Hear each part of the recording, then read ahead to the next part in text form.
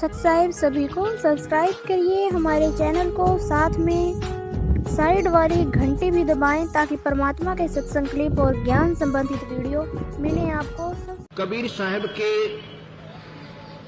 शरण में आए गरीबदास जी के माध्यम से, यानी इनके शिष्य बने। उनको एक मुकदमा चला, गरीबदास जी जा चुके थे शरीर छोड़कर। उनके ऊपर एक मुकदमा बन गया 302 का, यानी कत्ल का मुकदमा उनके ऊपर बन गया। मुकदमा चलता रहा और अंतिम स्थिति आ गई कि कल, यानी अब जो तारीख लगेगी उसके ऊपर फैसला सुनाया जाएगा और 100 की 100 ये बात होगी, 100% कि सजाए मौत होगी। उनके वकील ने भी ये कह दिया कि अब बचाव का कोई साधन नहीं है। जब अपना ही वकील ये कह दे तो उसका पक्का प्रमाण होता है कि फांसी टूटना है। इस पर उसका पुत्र रोने लग जाता है, कहता पिताजी आज हमारे गुरुदेव होते तो हमें ये फांसी नहीं लगती। उनका पिताजी कहता पुत्र परमात्मा मरते नहीं,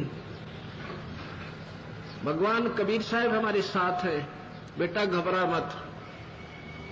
और उनकी यही इच्छा है तो फिर क्यों चिंता करे पुत्र, उनके हुक्म बिना पत्ता नहीं हिल सकता। इसमें भी हमारा कोई भला है, मर जाने में भी, अगर उनकी इच्छा होगी तो। अब क्या होता, वो निश्चित तारीख आ जाती है, कोर्ट के अंदर दोनों मुलजिम खड़े हो जाते हैं, मजिस्ट्रेट बैठा, साथ में रीडर बैठा है। मजिस्ट्रेट फांसी की सजा सुनाकर लिख के रीडर को कहता है कि पढ़ के सुना दे इनको।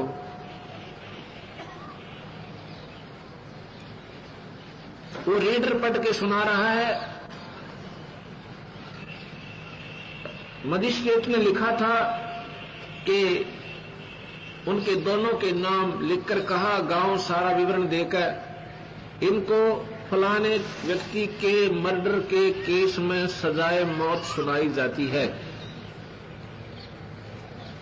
रीडर क्या पढ़ रहा है कि उन दोनों का नाम बोलकर फलाने गांव के फलाना पुत्र फलाना, फलाना पुत्र फलाना, इनको बाई इज्जत बरी किया जाता है।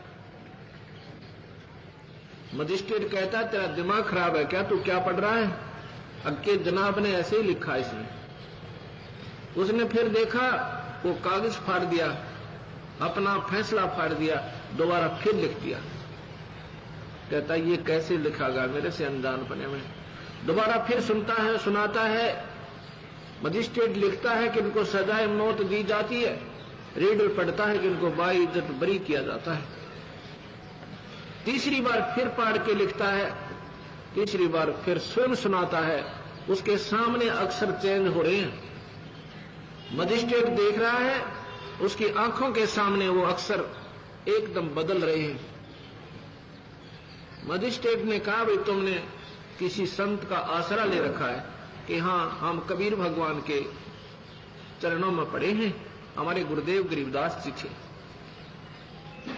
कहने लगे भाई जब तुम्हें वो बरी कर रहा तो मैं फांसी नहीं दे सकता, मेरी क्या औकात है, तुम बरी हो, बोल सतगुरुदेव की।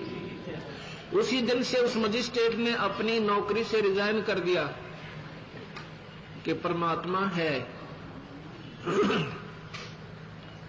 और वो जो चाहे सो कर सकता है।